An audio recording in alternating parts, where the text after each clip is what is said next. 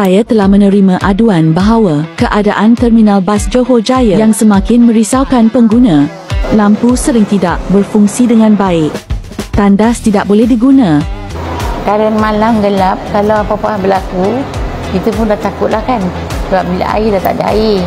Lepas tu kaunter semua dah platform semua tak ada api. Saya mendapati bahawa terdapat lebih kurang 40 buah bas yang lalu di bas terminal Johor Jaya dalam satu hari. Keadaan bas yang teruk ni telah memburukkan imej negeri Johor.